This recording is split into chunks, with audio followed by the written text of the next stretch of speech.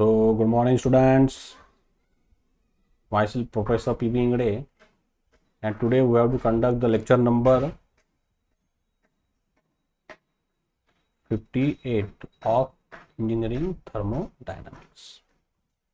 What is our today's title? Our today's title is Comparison of Otto, Diesel, and Dual Combustion Cycles. Okay.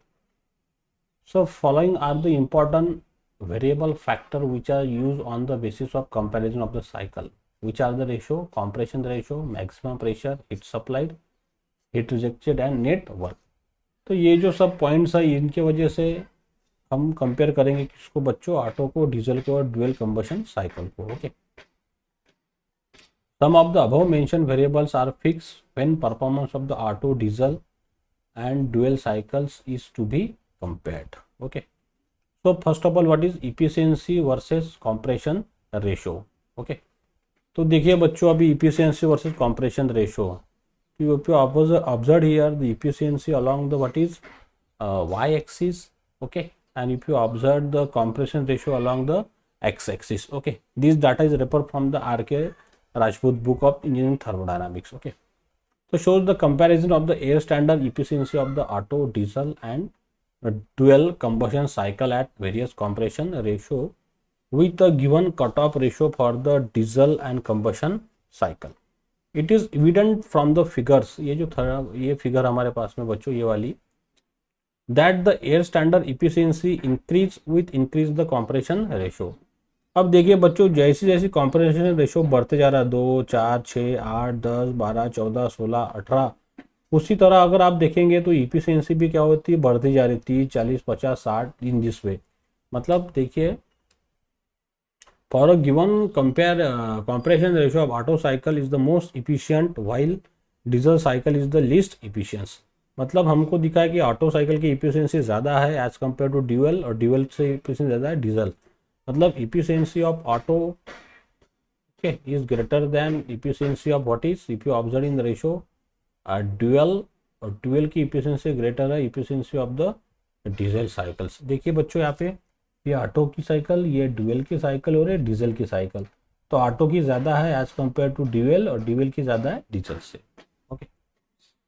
Note maximum compression ratio for petrol engine is limited by the detonation. अगर ज़्यादा हम अगर compression ratio रखेंगे petrol में तो वो sound करता है, डिटोनेट करता है, इसलिए वहाँ पे नहीं यूज करते. Detonation means the nothing but the knocking. So in their respective ratio ranges the Diesel cycle is more efficient than Otto cycles.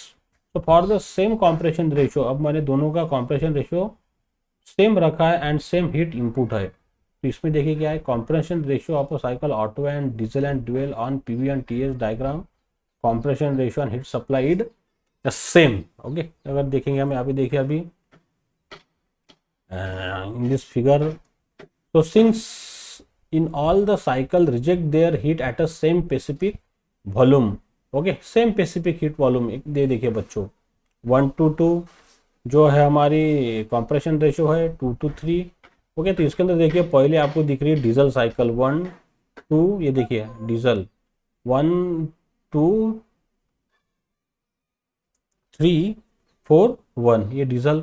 Auto देखिए बच्चों इसके अंदर 1, 2, 2, 3 डबल डैश और 3, 2, 4 डैश, ये हो गया हमारे ऑटो साइकिल्स. बाद में बच्चों ड्यूअल साइकिल्स, तो देखिए 1, ये गया हमारा 1, 1 से गया हमारा ये 2 डैश, 2 डैश से हम गए फिर 3 डैश. यस और नो? यस. 1 से 2, 2 से 2 डैश, देखिए 1 से 2, 2 से 2 डैश, फिर 2 डैश से 3 डैश, 3 डैश से फिर अगर आएंगे इसके अंदर तो फिर वापस है एक 3 डैश. ओके, और 3 डैश से हम आगे बच्चों कहाँ पे 4 डैश पे. तो ये हमारी ड्यूअल साइकिल्स. तो इफिशियंसी क्या रहती है हमारी 1 minus heat rejected upon heat supplied.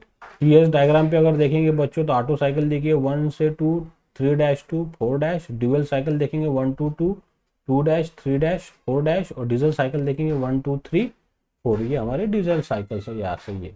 Yes और नो? यस. इसके अंदर अगर हम ड्यूअल साइकिल देखेंगे तो मैं पेन का कलर चेंज करके बताता हूँ आपको.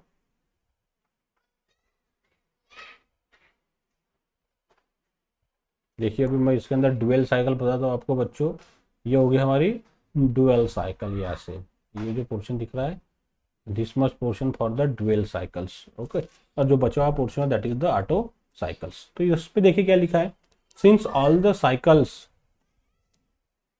reject their heat at the same specific volume, okay, process line from state 4 to 1।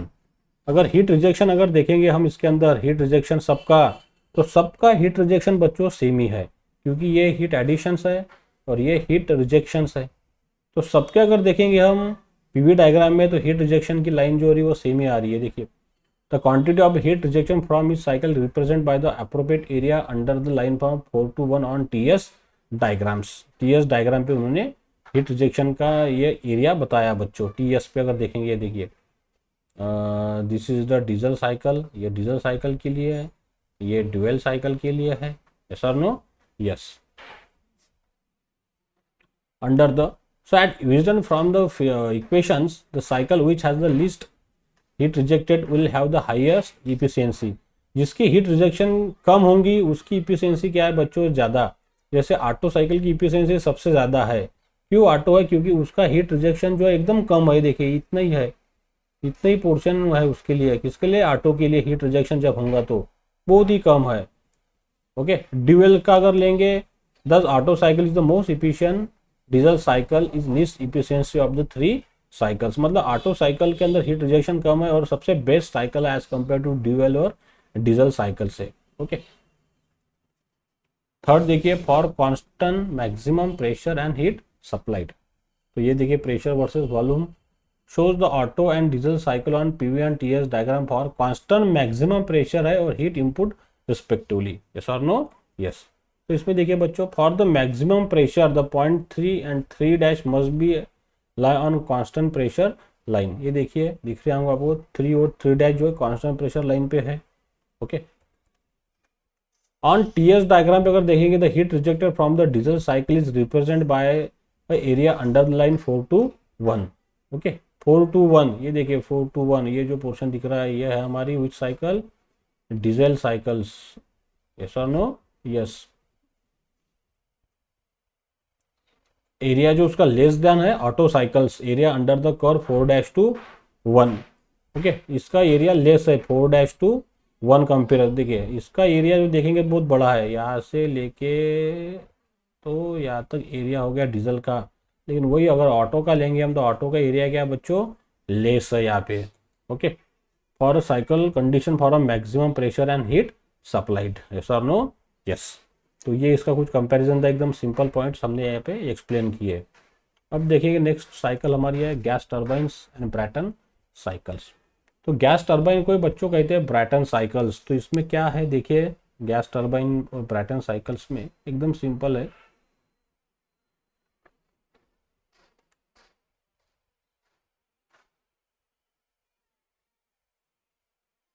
Okay, तो देखिए बच्चों अभी मैं कलर चेंज कर रहा हूँ इनका। हाँ, तो Brayton cycles, Brayton is a scientist. Okay, तो Brayton cycle is a constant pressure cycle for a perfect gas. मतलब ये कांस्टेंट प्रेशर है। ये देखिए पीवी डायग्राम से समझ में आ रहा होगा आपको, that is the constant pressures. Okay, heat exchangers, ideal gas turbine plant will perform the process that make up a Brayton cycles. जहाँ जहाँ पे टर्बाइन आएंगा वहाँ पे हमारी ब्रैटन साइकिल आएंगी। The cycle as shown in figure is represent on PV and TS diagram. तो देखिए बच्चों, ये हो गया हमारा कंप्रेसर्स, ये हो गया हीटर्स, ये हो गया टर्बाइंस, टर्बाइन प्रोड्यूस कर रहा है वर्क, और ये हो गया हमारा heat exchanger. C for compressor, T for turbine, H for heat exchangers.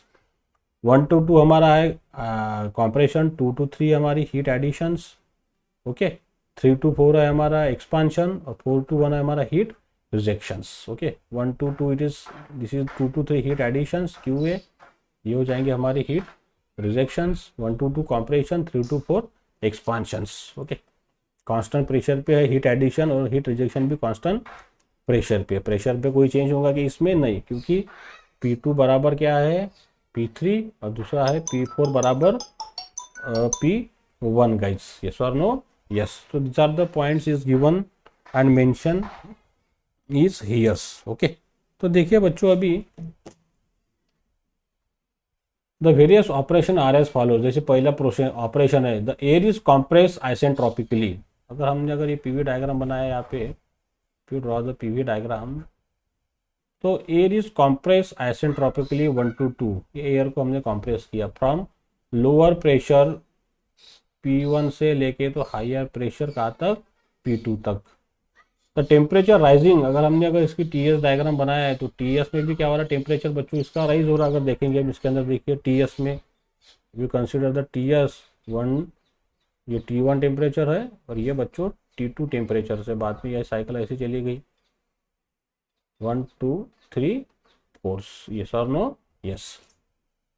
No heat flow occurs, क्योंकि एडियाबैटिक है, आइसेंट्रोपिक है। ऑपरेशन 2 to 3 अगर लेंगे हम 2 to 3, the heat flow into the system increase the volume from V2 to V3, यहाँ से इसका volume बढ़ गया। अगर हम देखेंगे तो वॉल्यूम क्या हो गया बच्चों, बढ़ गया यहाँ पे, the volume is increases as compare to V2। अगर देखेंगे हम तो इसका वॉल्यूम क्या हो गया बच्चों, बढ़ गया है, यस और नो, यस। तो volume is increases during the heat addition process, लेकिन प्रेशर क्या रहेगा बच्चों, वहाँ पे प्रेशर जो है वो कांस्टेंट रहने वाला है, यस और नो, यस। तो देखिए and temperature from T2 to T3, temperature बढ़ गया, while the pressure remains constant at P2, yes और नो, यस।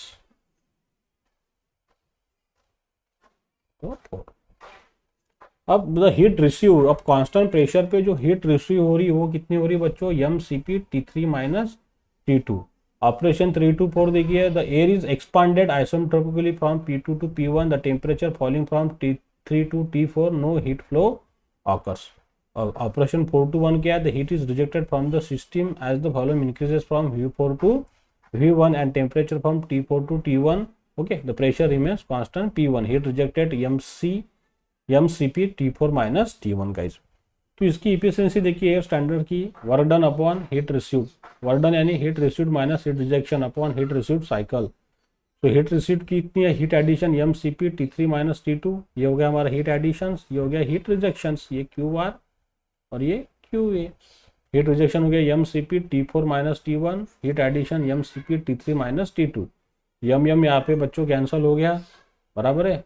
Cp कॉमन निकाल के Cp भी क्या हो गया, कैंसल, तो ये बचा हमारे पास में 1 T4 minus T1 upon T3 minus T2। ये डायग्राम हमारी बच्चों, ओके, ये बहुत जरूरी है PV TS और ये डायग्राम बनाना। तो देखिए नाउ फ्रॉम आइसेंट्रोपिक एक्सपांशंस, ये जो दिख रहा है आपको 3 to 4, ये आइसेंट्रोपिक एक्सपांशन है, 1 to 2 आइसेंट्रोपिक कॉम्प्रेशन है, तो उसकी वजह से हमने ये एक्सपांशन और कॉम्प्रेशन के लिए बनाया। सबसे पहले बनाया हमने 1 to 2 क्या है हमारा, कॉम्प्रेशन है, तो कॉम्प्रेशन के लिए हमने इक्वेशन बनाया बच्चों T2 upon T1 is equal to P2 upon P1 to the power gamma minus 1।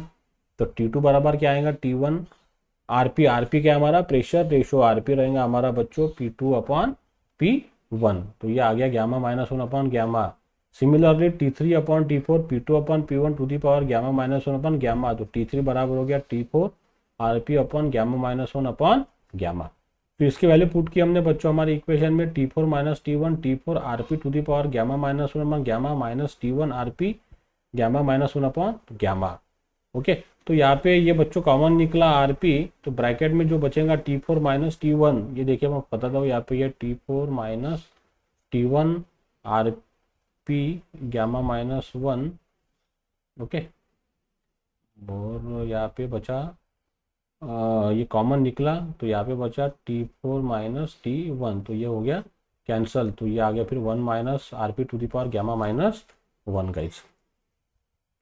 तो ये जो इक्वेशन हमने प्रूव किया अभी, 1 minus 1 upon RP to the power what is gamma minus 1 upon gamma, ये क्या का इफिशियंसी है बच्चों हमारी ब्रैटन साइकिल की। The equation shows that efficiency of the ideal cycle increases with increase the pressure ratio। देखिए जैसे जैसे प्रेशर रेशो बढ़ते जा रहा है उसी वजह से इफिशियंसी क्या हो रही है बच्चों, बढ़ती जा रही है, ओके। 4 पे देखिए इतनी इफिशियंसी है, जब 8 प्रेशर रेशो करेंगे तो इतनी है, 12 अगर है तो इतनी है, okay. The absolute limit upper pressure is determined by the limiting temperature of the material of the turbine at the point at which this temperature is reached by the compression process alone, okay। No further heating of the gas in the combustion chamber will be permissible and the work expansion will be ideally just balance the work compression so that no excess work would be available for the external users guys. Okay. इसके अंदर next derivation देखो, pressure ratio for maximum work. Now will shall prove the pressure ratio for maximum work is a function of limiting temperature ratio. तो work output क्या है बच्चों, heat received minus heat rejected, मतलब heat addition minus this. तो ये हमारे पास में आ गया M C P T three 1 minus T four upon T three minus T one T two upon T one minus one. ये हमने heat addition heat rejection M C P इसके हमने यहाँ पे बैलेंस किया अभी. ओके. तो देखिए अभी in case of given turbine for minimum temperature अगर T1 है एंड मैक्सिमम टेम्परेचर उसका T3 है as prescribe. T1 being the temperature of the atmosphere and T3 the maximum temperature which metals of a turbine will withstand. Consider the specific heat at constant pressure Cp to be constant. तो ये देखिए हमको formula मिला T3 upon T1 RP to the power gamma minus one gamma. इसको लिख सकते हैं हम T2 upon T1. So using this Z gamma minus one upon gamma. Okay. तो वर्डन हमको मिल गया के T3 1 minus RP power Z. हमने ये रिप्लेस कर दिया minus T1 RP power Z minus one.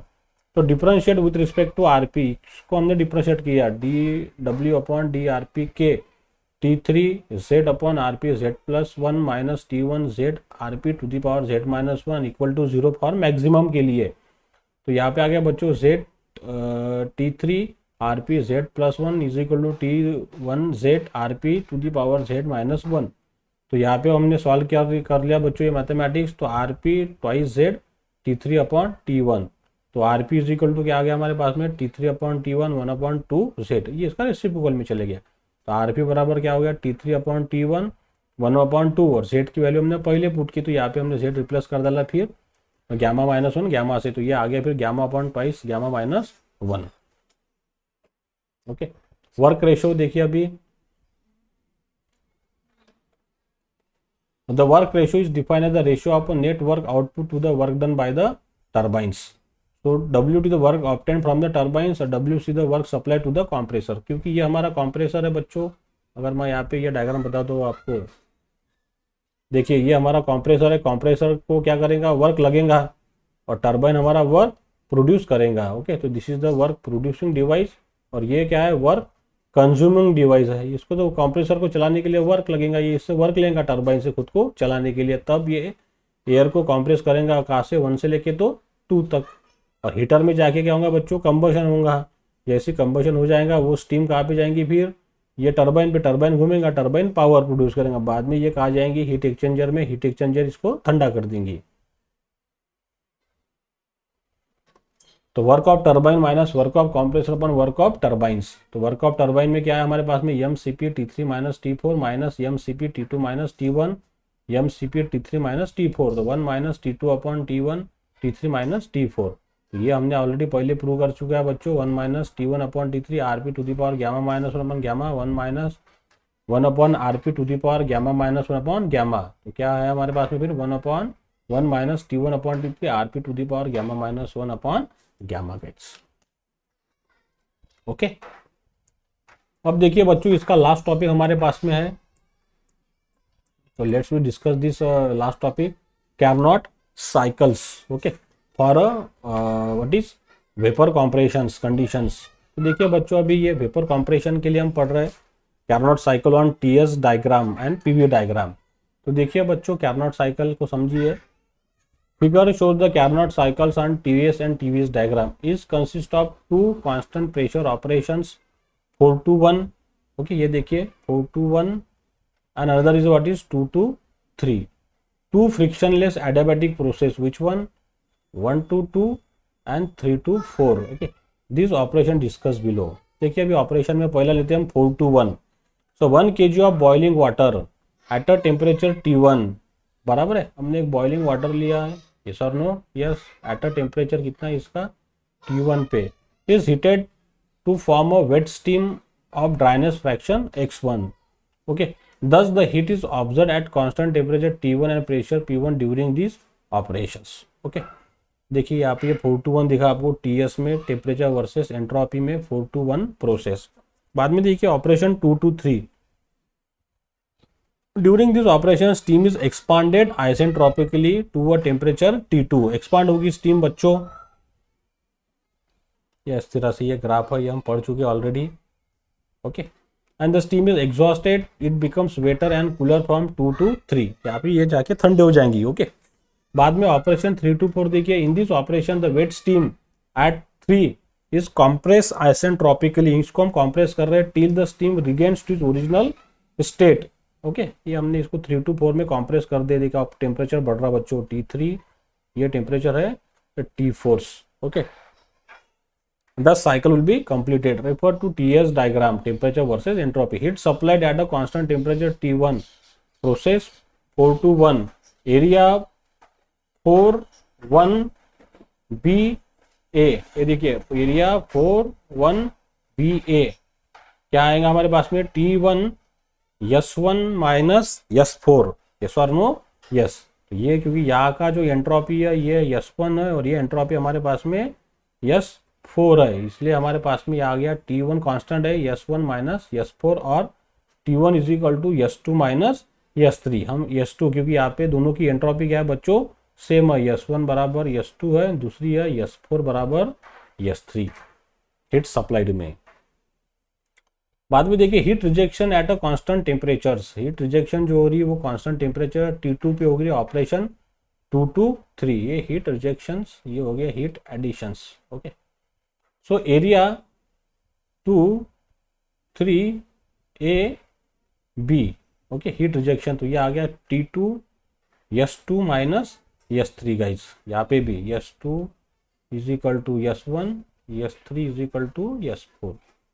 Since there is no exchange of heat during the isentropic operations 1 to 2 and 3 to 4, expansion और कंप्रेशन में नहीं होगा, तो नेट वर्क डन क्या आएगा, heat supplied minus heat rejected. तो heat supplied कितना है, T1 S2 minus S3, heat rejected है माइनस T2 माइनस, तो ये कॉमन निकल गया, तो क्या बचा T1 minus T2 S2 minus S3। तो कार्नोट साइकिल की efficiency work done upon heat supplied, तो वर्क डन कितना है हमारा T1 minus T2 S2 minus S3 upon heat supplied T1 S2 minus S3, तो ये कितनी आ गई फिर T1 minus T2 upon T1 guides. तो इसकी लिमिटेशन देखिए कार्नोट साइकिल के, through the Carnot cycle is simple thermodynamically and has highest thermal efficiency for a given values of T1 and T2. So it is extremely difficult to operate in practice because of the following reasons. तो कौन कौन से reason है बच्चों, इसको हम use नहीं कर सकते। It is difficult to compress a wet vapour isentropically to a saturated state as required by the process 3 to 4। अगर ये देखेंगे हम 3 to 4 प्रोसेस, तो इसको दबाना कॉम्प्रेस करना बहुत इम्पॉसिबल है बच्चों, it is impossible. It is difficult to control the quality of a condense coming out of the condenser so that state 3 is exactly obtained. Third जो है, efficiency of the Carnot cycle is greatly affected by the temperature T1 at which heat is transferred to the working fluid. Okay, since the critical temperature for a steam is only 374 degrees Celsius, so therefore if the cycle is to be operated in wet region, the maximum possible temperature is severely limited. और आखिरी देखिए बच्चों क्या है, the cycle is still more difficult to operate in practice with superheated steam due to the necessity of supplying a superheated at a constant temperature instead of constant pressures. अब देखिए बच्चों ये लास्ट टॉपिक हमारा है thermodynamics का, Rankine cycles. तो Rankine cycle is a theoretical cycle on which steam turbine और engine is work. तो देखिए यहाँ पे आपको बॉयलर दिख रहा, टर्बाइन दिख रहा, कंडेंसर दिख रहा, पंप, मतलब ये डायग्राम है बच्चों का कि पावर प्लांट की, बराबर है। बॉयलर का काम क्या है बच्चों, हीट सप्लाई करना और यहाँ से क्या बनाना, स्टीम। ये स्टीम किसके ऊपर जाती है, टरबाइन, टरबाइन घूमता, टरबाइन से हमको क्या मिलता है, वर्क। बाद में ये स्टीम कहाँ गई बच्चों, कंडेंसर में, कंडेंसर में जाके स्टीम ठंडी हो गई, स्टीम का कन्वर्ट हो गया लिक्विड के अंदर, और फिर बाद में यही लिक्विड को किसने पंप किया, पंप ने वापस कहाँ भेजा इसको, बॉयलर ने इसको स्टीम बनाया। तो ये साइकिल इस तरह से ऑपरेट हो रही। टरबाइन जो है ये वर्क प्रोड्यूसिंग डिवाइस है, कंडेंसर जो हीट रिजेक्शन है, बॉयलर जो हीट एडिशन है, और ये जो पंप है ये वर्क ही नहीं, पंप को हमको वर्क लगाने लगेगा चलने के लिए। तो देखिए the Rankine cycle as shown in figure, ये रैंकिन साइकिल हमने पीवी डायग्राम टीवीज पे बनाया है और एचएस पे भी बनाया है, एंथैल्पी वर्सेस एंट्रोपी पे। तो देखिए बच्चों प्रोसेस 1 to 2 रिवर्सिबल प्रोसेस है, adiabatic expansion in the turbines, turbine में क्या हो रहा, एक्सपांशन हो रहा। तो टर्बाइन की प्रोसेस कौन से हमारे बच्चों, 1 to 2, ये देखिए आपको दिख रही होंगी 1 to 2, ये देखिए 1 to 2 expansion occur in turbines, ये पीवी पे है, ये जो दिख रहा है आपको ये है TS पे, और 1 to 2 ये दिख रहा है आपको बच्चों HS डायग्राम पे। ये तीनों इस पे डायग्राम, ये एकदम सवाल एग्जाम में आता है, ड्रॉ और explain the ranking cycles on PV TS and HS। तो ये डायग्राम आपको वहाँ पे बनाना है बच्चों, एकदम सिंपल है, कुछ भी हार्ड नहीं है। बाद में देखिए प्रोसेस 2 to 3 है। प्रोसेस 2 to 3 क्या है? Constant pressure transfer of heat in condensers, मतलब कंडेंसर में जो होगा, ये देखिए टरबाइन में आपको दिखा ये 1 से 2 और 2 to 3 है हमारी कंडेंसर में। तो constant pressure transfer heat in condensers, okay, constant pressure पे 2 to ये देख 2 to 3 तक, और TS पे देखिए ये 2 से लेके तो 3 तक, और HS पे देखिए बच्चों ये 2 से लेके तो 3 तक। बाद में फिर 3 to 4 है reversible adiabatic pumping process in a feed pump. Feed pump का क्या काम है? पंप करना है। देखिए 3 to 4, ये हमारा 3 to 4 है, ये लिक्विड को पंप करेगा, मतलब कंप्रेस करेगा यहाँ पे। ये देखिए 3 to 4 pressure will be increases from P3 to P4। यहाँ पे भी देखिए ये 3 to 4 टेम्परेचर भी बढ़ा, यहाँ पे देखिए एंथैल्पी भी बढ़ी बच्चों। फिर है process 4 to 1 constant pressure transfer of heat on boilers. ये देखिए 4 to 1 यहाँ पे प्रेशर कांस्टेंट रहेगा PV में, यहाँ पे देखिए 4 to 1 टेम्परेचर बढ़ा बच्चों, ओके। और एंथैल्पी भी देखिए 4 to 1 एंथैल्पी भी क्या होगी बच्चों? राइज होगी। ये देखिए दिख रही है आपको H1 एंथैल्पी, ये H4। So shows the Rankine cycle on PV, TS and HS diagram. When saturated steam enters in the turbine, the steam can be wet or superheated also. तो अब देखिए अभी बच्चों हमने कंसीडर की 1 kg ऑफ फ्लूइड, मतलब मास कितना consider किया हमने? 1 kg। तो यहाँ पे हमने अप्लाई किया steady flow energy equation two boiler, turbine, condenser और पंप के लिए। तो ये हमने ऑलरेडी पढ़ चुके हैं स्टडी फ्लो एनर्जी इक्वेशंस। ये हमारा जो यूनिट नंबर कौन सा था? 4 में हमने स्टडी फ्लो एनर्जी पढ़ा था। तो देखिए जब बॉयलर को हम अप्लाई कर रहे हैं बॉयलर के लिए, तो बॉयलर के लिए हमको क्या मिला? Q1 is equal to H1 minus HF4। ये देखिए एंथैल्पी से Q1 H1 ज़्यादा है किससे? HF4 से, क्योंकि यहाँ पे ये वेपर के फॉर्म में, यहाँ पे ये लिक्विड के फॉर्म में। तो H1 माइनस HF4। टर्बाइन के लिए देखिए क्या मिला हमको? Turbine H1 minus H2। Turbine जो प्रोसेस हो रही है हमारी बच्चों, वो देखिए कहाँ हो रही है? 1 to 2 में। टर्बाइन देखिए 1 to 2, ये हमारी 1 to 2 प्रोसेस है, 1 to 2 प्रोसेस है। यहाँ पे भी देखिए 1 to 2। तो इसके लिए हमको वर्क डन मिला H1 minus H2। H1 minus, ये देखिए एंथैल्पी में मैं निकाल रहा हूँ मैं, ये H2, ओके। क्योंकि H1 जो होगा ये पूरा वर्क करके प्लस H2 होगा। कंडेंसर के लिए देखिए हमको क्या मिला? Q2 is equal to heat rejection H2 minus HF3। और फीड पंप के लिए हमको क्या मिला? इसको कितना वर्क लगेगा? HF4 minus HF3। तो efficiency of the Rankine cycle क्या रहेंगी? देखिए W नेट अपॉन Q1। तो W नेट क्या है बच्चों? Turbine work minus pump upon heat supplied. तो H1 minus H2 minus HF4 minus HF1 heat supplied कितना हो रहा है बॉयलर से? H1 minus HF4, okay. तो देखिए the feed pump handles liquid water which is incompressible, which means that with increase the pressure its density और specific volume undergoes a little change. So using generally property relation for reversible adiabatic compression we get. ये देखिए हमको एक relation से मिला, ये TDS DH V DP हमने already prove किया था। तो एंट्रोपी चेंज नहीं हुई 0, तो DH बराबर क्या हो गया बच्चों? VDP। तो डेल्टा H अगर हो गया V डेल्टा P।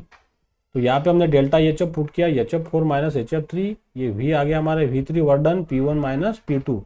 P का में रहेगा बार में, स्पेसिफिक वॉल्यूम रहेगा मीटर क्यूब पर kg में। तो क्या मिला हमको? HF4 minus HF3 V3 P1 minus P2 into 10 to the power 5 joule पर kg में। फीड पंप कितना है बच्चों हमारा? HF4 minus HF3 being a small quantity in comparison with the turbine work usually neglected. तो स्पेशली व्हेन बॉयलर प्रेशर, ये कितने आएंगे देखिए? H1 minus H2 upon H1 minus HF4। ठीक है बच्चों, तो ये सिंपल आपको फार्मूले ध्यान रखना है और ये डायग्राम आपको एक्सप्लेन करना है वहाँ पे, ओके। अब इसके बाद में हमारा लास्ट टॉपिक है बच्चों comparison between the Rankine cycle and Carnot cycles. तो देखिए following points are here. Between the same temperature limits, दोनों के टेम्परेचर अगर सेम होंगे limits, Rankine cycle provide the higher specific work output than Carnot cycles. Okay. Consequently, Rankine cycle requires a smaller steam flow rate, resulting a smaller size plant for a given power output. Okay. And however, the Rankine cycle calls for higher rate of heat transfer in boiler and condensers. ये points है. Rankine cycle is best. देखिए आगे फिर, since Rankine cycles only the part of heat supplied isothermally at constant higher temperature T1, therefore its efficiency is lower than Carnot cycles. इसकी efficiency less है. The efficiency of the Rankine cycle will be approached that Carnot cycle more nearly if the superheated temperature rise is reduced, guys. Okay. Third, देखिए the advantages using the pump to feed a liquid to boiler instead to compressing a wet vapor is obvious that work for compression is very large compared to the pump. तो यहाँ पे कुछ हमने diagram बना दिए. देखिए बच्चों, pressure, boiler pressure versus efficiency, boiler pressure versus specific steam consumptions. अगर इसमें अगर देखेंगे हम, जैसे जैसे ये बॉयलर का प्रेशर बढ़ते जा रहा है 50, 100, 150, 200, 250, तो रैंकिन साइकिल की इफिशियंसी कम है as compare to the Carnot cycles. और यहाँ पे अगर देखेंगे हम स्पेसिफिक स्टीम कंजम्पशन किसका ज़्यादा है बच्चों, तो कैरनॉट साइकिल का स्टीम कंजम्पशन ज़्यादा है as compare to Rankine cycle, जैसे जैसे हम बॉयलर प्रेशर को हम बढ़ा रहे हैं. तो देखिए यहाँ पे, और this can be achieve by making the suitable change in condition of steam generation condensations. तो यहाँ पे देखिए जैसे जैसे बॉयलर का प्रेशर बढ़ रहा है वैसे वैसे इफिशियंसी बढ़ेगी, जैसे जैसे डिग्री ऑफ सुपरहीट भी बढ़ेगा तो इफिशियंसी भी हमारी बढ़ती जाएगी. तो यहाँ पे देखिए, increase in boiler pressures, it has been observe that by increase the boiler pressure other factors remaining same, बाकी जो हमारा फिर वो सेम है, the cycles tends to rise and reaches the maximum value at a boiler pressure about 166 bar पे. Okay, ये एकदम maximum. और उसके बाद में फिर इफिशियंसी क्या होती जा रही है, हमारी ड्रॉप होती जा रही है.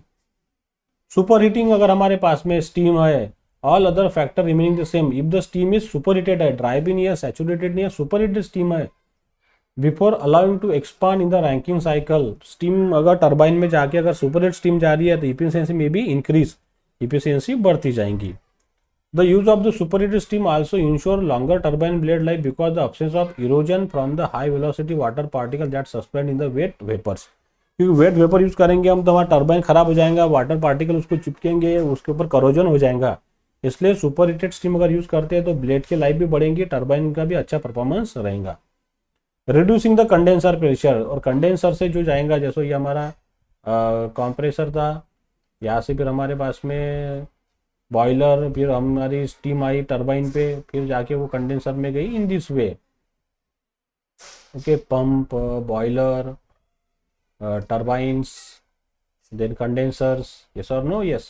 तो ये कंडेंसर का जो प्रेशर वो कम रखना चाहिए. Reducing the condenser pressure, the thermal efficiency of a cycle can be amply improve by reducing the condenser pressure. अगर कंडेंसर का प्रेशर अगर कम होगा तो हमारी इफिशियंसी बढ़ जाएंगी. यस और no? Yes. Hence, reduction in a temperature at which heat is rejected, especially in high vacuum, but increase the efficiency opted at the increase the cost of condensation apparatus. बाद में देखिए बच्चों, efficiency versus condenser pressure. जैसे जैसे हम condenser का pressure बढ़ाते जा रहे हैं वैसे वैसे इफिशियंसी क्या हो रही है हमारी बच्चों, कम कम होती जा रही. और जैसे जैसे हम कंडेंसर का प्रेशर कम कम करेंगे वैसे वैसे हमारा इफिशियंसी बढ़ती जाएंगी. क्यों, कंडेंसर में हमको ज़्यादा से ज़्यादा वैक्यूम मेंटेन करना जरूरी है. जितना ज़्यादा वैक्यूम कंडेंसर में रहेगा उतना वहाँ पे कंडेंसेशन अच्छे से होगा, हमारी जो स्टीम है वो तुरंत ठंडी हो जाएंगी. बराबर है, उसके लिए रेजिस्टेंस कम रहेगा, इसलिए कंडेंसर में प्रेशर रिलेस रखना बहुत जरूरी है. Okay. The thermal efficiency of the Rankine cycle is also improve by the following methods: by regenerative feed heating, by reheating of steam, by water extraction and by using the binary vapours. Guys, yes और no? Yes. So this is the end of the units. इसके अंदर मैं एक और cycle आपको बता देता हूँ, बाद में यूनिट अपन हमारा कंप्लीट हो जाता है. देखिए बच्चों,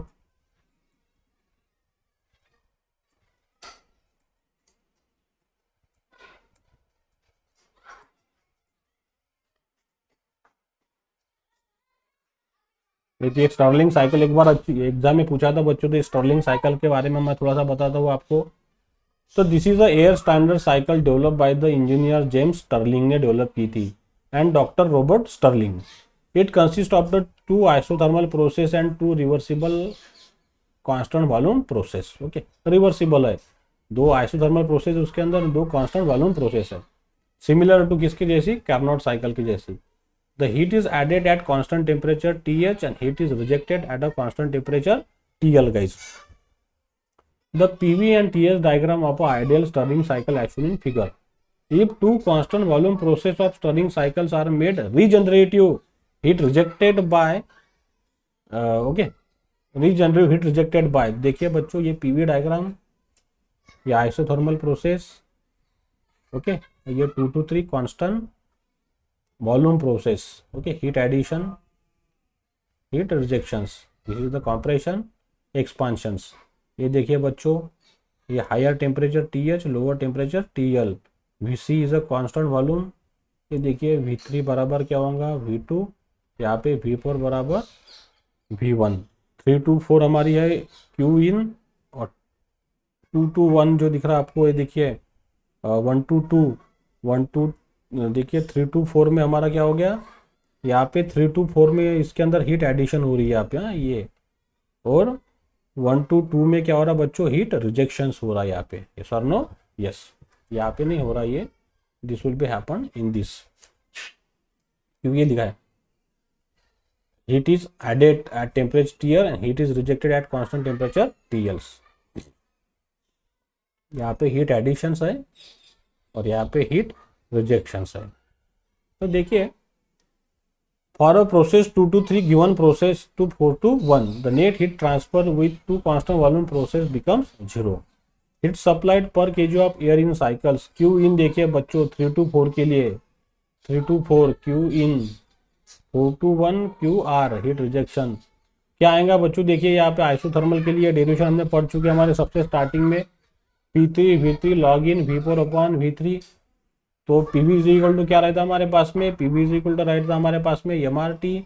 तो इसलिए फिर हमने यम को तो हमने 1 कंसिडर कर डाला, तो R आ गया हमारे Q इन कहाँ पे, हमारे हायर टेम्परेचर पे TH पे, इसलिए यहाँ पे आ गया RTH log in V4 upon V3 guys. Okay, बाद में देखिए हीट रिजेक्टेड पर kg of air in cycles, Q out, heat rejection का है 1 to 2 में है। तो ये है हमारी उच प्रोसेस, आइसोथर्मल प्रोसेस, इसके डेरिवेशन हमने प्रूव किए थे, P1 V1 log in V1 upon V2। तो उसी तरह PV इज इक्वल टू क्या रहता है, MRT, तो यहाँ पे आएगा TL, यम हमारा 1 है, तो RTL log in V1 upon V2। तो नेट वर्क डन कितना हो गया, heat addition minus heat rejections.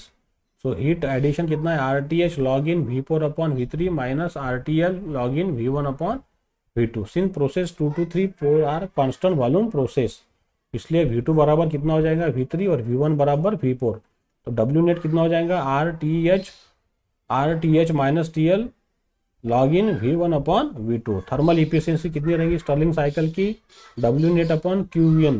तो W नेट हमने अभी बनाया RTH minus TL log in V1 upon V2, और W है हमारे पास में heat supplied RTH log in V1 upon V2 wise. तो यहाँ पे RR हो गया हमारे पास में कैंसल, बराबर है, ये लॉग इन ये भी हो गया कैंसल, तो फिर क्या बचा TH minus TL upon TH, ये TH भी एक दूसरे को डिवाइड हो गया, तो क्या बचा फिर 1 माइनस TL अपॉन TH। तो स्टर्लिंग की इफिशियंसी हमारे पास में आ गई 1 अपॉन TL माइनस TH, कई की बुक में दिया रहता है ये 1 minus T2 upon T1 also.